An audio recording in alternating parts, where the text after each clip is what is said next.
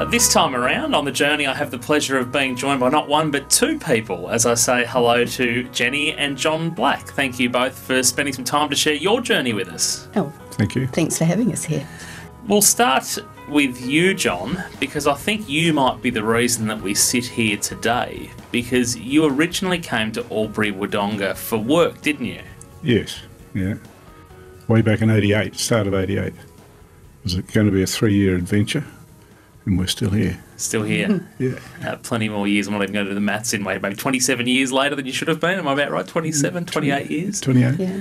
And John, when I first met you today, you said, "Oh, look, I'm Jenny's husband." Everybody knows Jenny. Jenny, a lot of people know you through your work with the Bravehearts, with the Dragon Boat Regattas and the building of the boat. Let's talk a bit about your background when you first moved to Albury-Wodonga. Were you a nurse then? Yes, I was. I was one of the old-fashioned hospital-trained nurses from Christchurch, and moved over here as still a practising nurse, but also mother of 2 young children. So, but yes, came to Albury-Wodonga wondering what we were coming to, and was so elated when we arrived, and there was a lake and hills and beautiful countryside and great people to be with. So did you drive the force of staying longer than the 3 years, or was it John's idea? No, it just kept on happening, yes. Yeah. It was a tough decision because Jenny's an only child, and taking her away from mum and dad was a big challenge.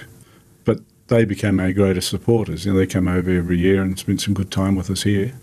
We're all for us staying here. So it was positive all round. John used to grow a halo because I had his mother-in-law with him probably 3 months each year. Let's go back to before Albury-Wodonga though for you, John. I think calculation would say yes, it's definitely before Albury-Wodonga. You came here with Mars, with the Mars Group. Yes. What was your role with them? Originally, I was employed by Mars in New Zealand as a meat buyer. I come out of the meat industry, a large plant just out of Christchurch. Recruited by Mars, did 3 years in New Zealand setting up the operation over there, and then they invited me to come over here to work. And I ended up in a commercial role, the buying side. But before that though as well, you've got quite a sporting history, don't you? Yes. Jenny, are you better to tell his story on the sporting prowess? He's usually very quiet about this, so no, but very proudly. Yeah, he was an All Black and represented New Zealand for some years at that level of rugby. So, yep, I'm very proud, and he is too, but he doesn't usually. Not the first thing he would tell someone. I think it's a great fact, John, to sort of share. And so you played to represent your country of New Zealand. You played against Australia. Rugby union's what we're talking about, isn't it? Yes. How many games did you play? 26. To represent your country. I wasn't a famous All Black. I spent 5 years in the team and had 26 games. So I sat on the bench a lot more than I played. But it was a thrill to be there. And what position did you play? Hooker. Yeah. So up front. Up front. Yeah. That's why I've got a crook neck. Yes, of course. And so at what point did you go, what was your trade in the background? I guess playing sport for your country would have been a big commitment, but was there something else you did for employment around that commitment? Sure, yeah. I mean, in my day, playing rugby, no one got paid anything, so we all had day jobs. And I joined a meat company as a cadet, management cadet, and ended up managing one of their big plants just out of Christchurch. That was the premier industry in New Zealand in those days, but certainly not now. So it was from that background that I sort of got introduced to Mars. Now, you say you weren't one of the famous All Blacks. Who were the famous ones that you played with if you were sitting on the bench? Who were the ones that everyone in New Zealand aspired to be at that time period? Oh, there's lots of them. Graham Murray was our captain throughout my time. But, there's Brian Williams, B.G. Williams, Andy Hayden, Frank Oliver. Goes on. Yeah. And Jenny, I picked up that you had the children already when you came to Australia, is that right? When you moved to Albury-Wodonga? Yes. How did you make that decision to bring them up here on a permanent basis? What was it about Albury-Wodonga that lured you to remain here for so long? yes, it's a wonderful place to bring up children, and all the things that they used to love doing was available here. All the skiing and swimming and just having great mates, because being in a regional area, you tend to be able to make good, strong mates very quickly. Schooling was great.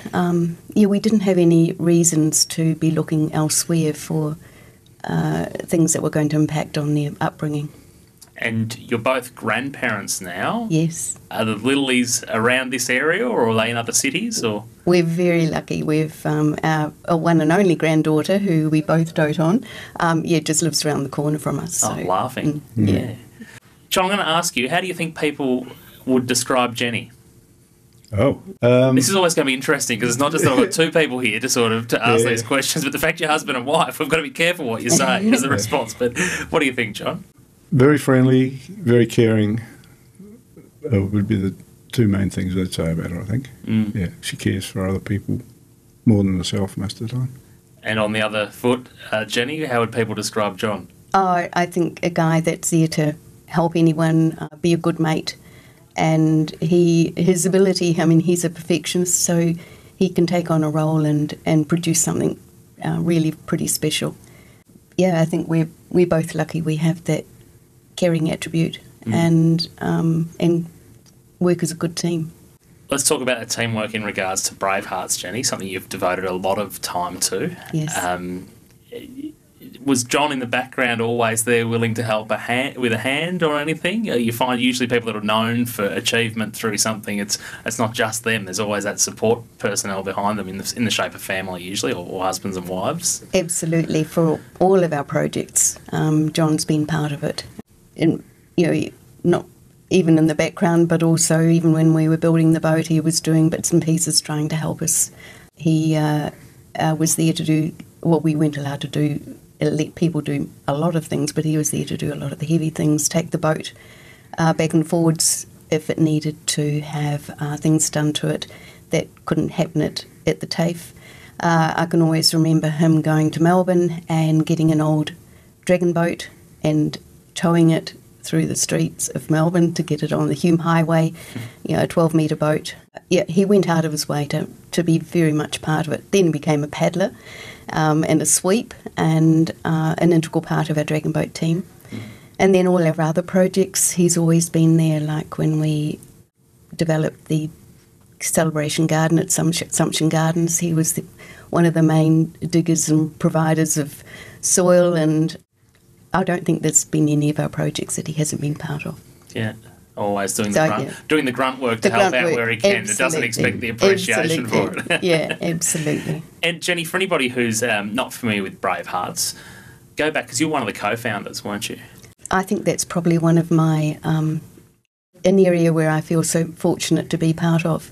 Yes, it was probably 15 years ago when Susie Watson, a photographer in Albury, and I were invited to a volunteer at the Cancer Centre, and that was Chris Thomas, and she invited the two of us who had never met each other in our lives to be part of that very first project, and that was the production of the calendar, and where the starting of Bravehearts commenced.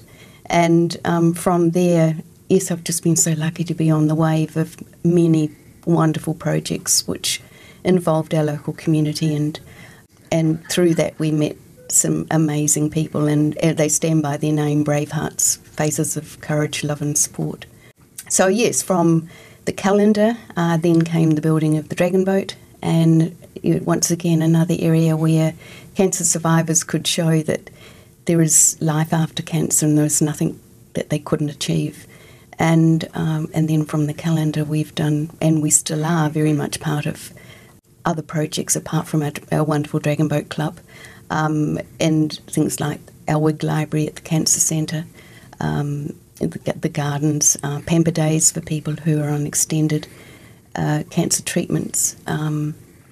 We are one of the main people who are providing funds for the Cancer Foundation's financial assistance program. Research, our local research area, we donate yearly to them as well. Our latest project that we released just under a year ago was our book, And What Cancer Taught Us. And that is just an area where, because of our fundraising, we're able to give a free copy to anyone newly diagnosed in our region, and not just Albury-Wodonga, and that's our larger region as well. And that just sort of epitomises what Braveheart stands for. It's where our community are brave enough to let people know of their journey and how they can inspire others when they're on a similar journey themselves. So this book is beautiful, and just like, you know, all of our projects. So I've been so fortunate to have been invited that very first day, and you know, we three of us wondered what we were going to do, what we had done, what we'd started, and my gosh, we never dreamed of that. You know, 15 years later, that we are still able to make a difference for people who have been touched with a cancer diagnosis. Yeah, Jenny, what got you the invite to that meeting that set it all up? Why you? Why did they choose you? I was a breast care nurse at the time, a very privileged position that I have loved every minute of, and I was trying to set up a WIG library, and that was at Murray Valley, not the cancer centre it is now. Yeah.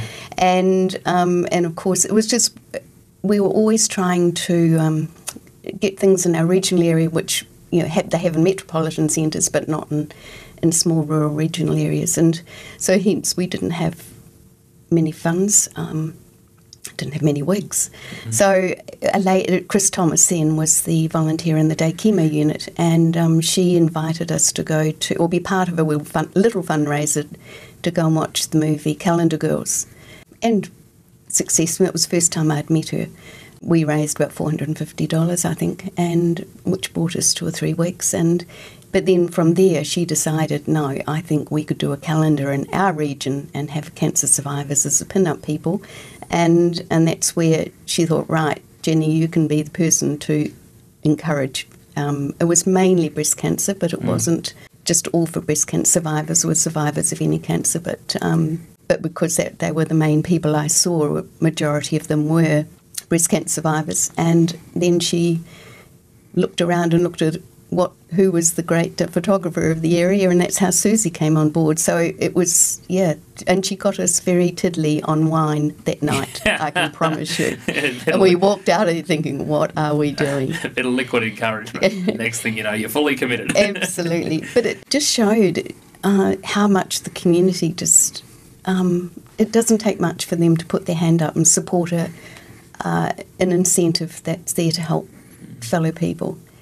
And that's what we've always been, you know, feel privileged to be living in such an area. Such a generous area. Yeah. John, you get to share the story from the other side, watching these meetings happen. What sort of effort has been behind Bravehearts over that 15 years that you've obviously been part of, but you've witnessed? Have you ever taken the time to stand back and go, this is really something special, that there's this group of people that's building and getting bigger and doing more and more? As Jenny said, it started small, but it got big quite quickly. They made a lot of money out of the first calendar, and that allowed them to spread their wings and spread their thoughts in terms of what they could achieve. You know, I've always been amazed to watch that happen. You know, the next project was the boat building, and that really galvanised efforts and got Bravehearts as an organisation on the map.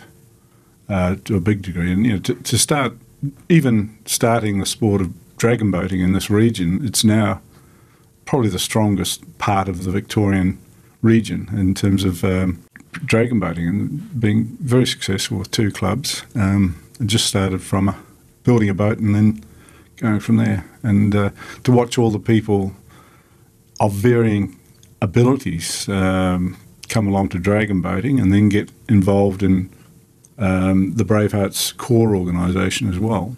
That's been very rewarding. Some of the ladies just about live for it. You know, it's fantastic to watch. It gives them a reason for continuing their fight. Well, it's interesting that you say that, you know, watching people of all abilities come in. Jenny, the interesting thing is the amount of Victorian, New South Wales, you know, state representation in the sport of dragon boating, but also to represent the country that's born from what was just an idea. Absolutely. We have 6 people who are going to be part of the Auroras this year, and that's just amazing. I mean, 3 of them are juniors, which is a new area of our Bravehearts Dragon Boat Club. But yeah, to have another 3 represent Australia is wonderful. And I think one of our projects this year is trying to get the word out to cancer survivors that we are here for them, and to back the research that exercise and support post-diagnosis enhances chances of survival after a cancer diagnosis. And it also is wonderful for your self-esteem and for your fitness and exercise and general well-being. So that's an area, for them to actually see that a club can provide support and fun, and at the other end also an opportunity of being part of a team that where Australian, someone's picking you up out and saying, how about trying for the Australian team? So different areas of dragon boating is available, but our backbone of our club is to provide an opportunity for cancer survivors to be part of it.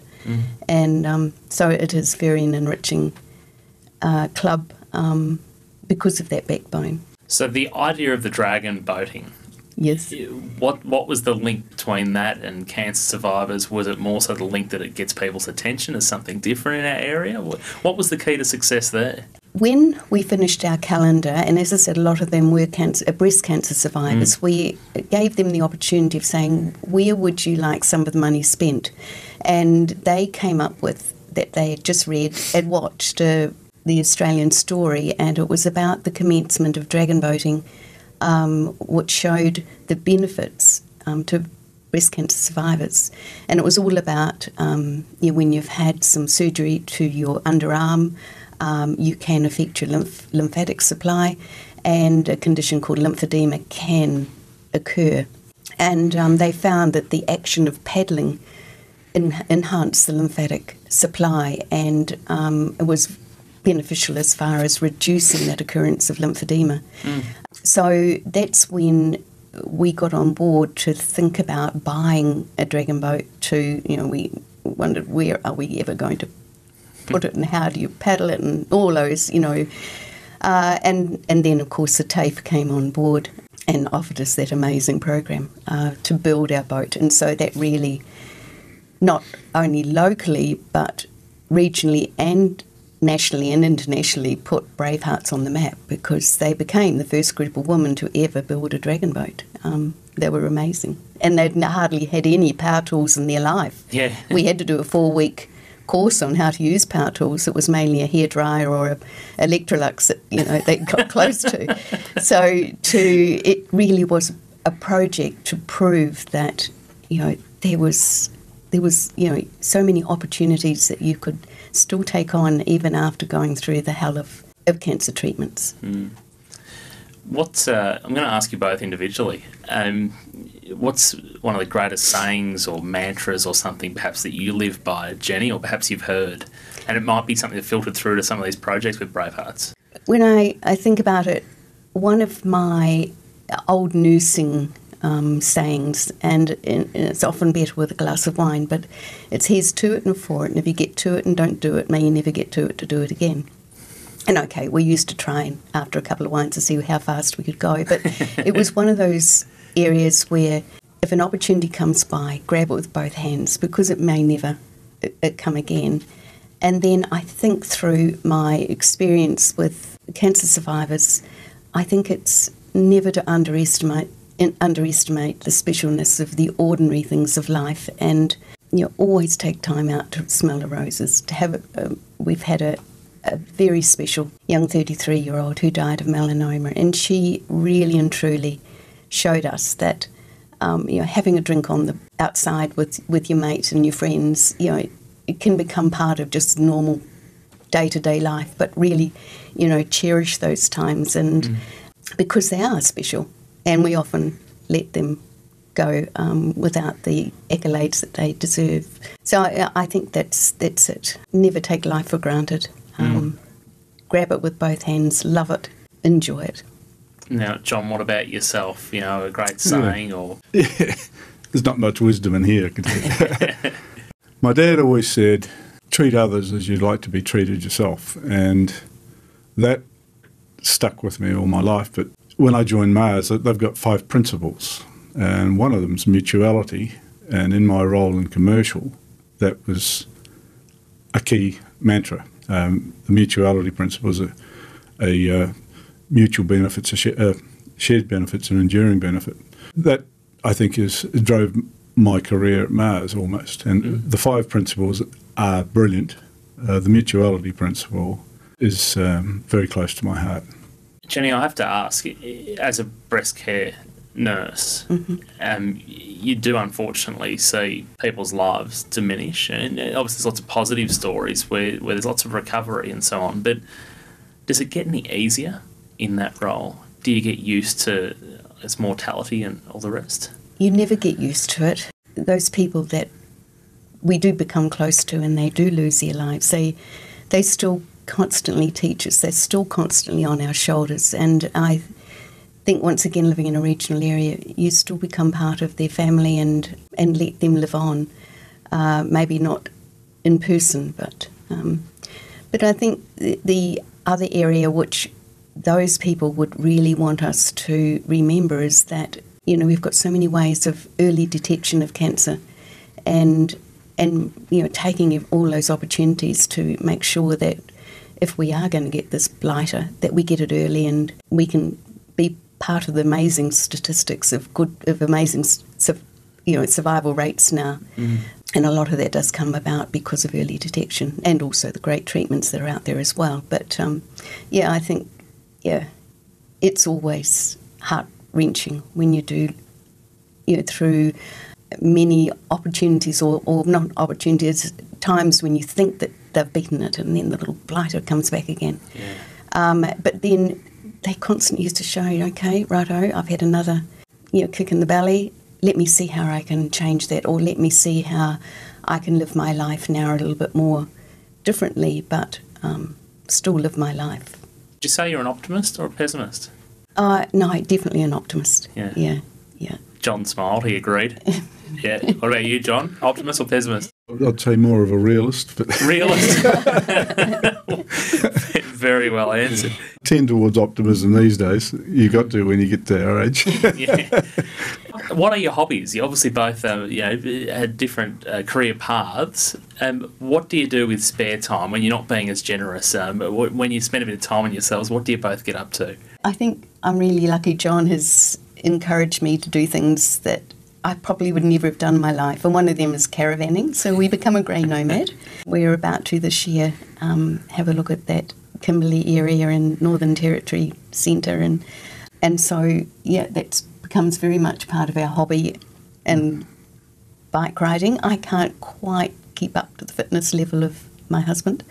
As a lot of people tell you, I'm a one-eyed Kiwi sporting supporter, so we both love watching sport, and especially the rugby or any sport. So, probably takes up a lot of our time. Yep. Taking Jenny's mantra of grabbing every opportunity, we've decided we want to get the travel, the bucket list travel stuff while we can, Yeah. And we've spent a bit of time overseas, but mainly it's about exploring Australia. We've got a lot of travel planned. We did a lot last year. And we play a bit of golf very badly and dabble in other... Like just about everybody. Fishing, yes. Yeah, that's right. They've got a lot of mates. It's a nice walk. Does anyone play golf well? There's the key to life question. Other than pros, does anybody play well and consistently? Yeah. It's one of those sports. And if you had the chance to 27, 28 years ago to move back to New Zealand, do you ever wonder what would have happened had you have not stayed in Albury-Wodonga? Yes.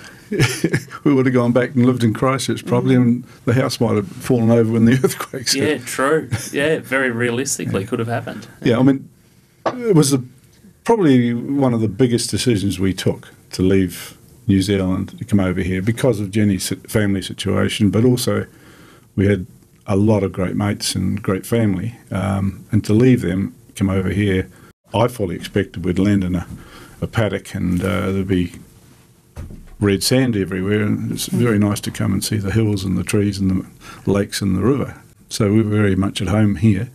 But if we'd stayed in New Zealand, we would have had a completely different life. Australia's been good to us. It's given us a bit of financial freedom to do some of the things we want to do. Neither of us regard money as important in life, but it helps. It's an enabler more than a goal.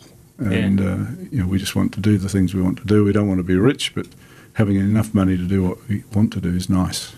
And coming to Australia has allowed us to do that. Yeah. And has any of your New Zealand friends or family joined you? Have they seen the life that you've lived and made the move themselves?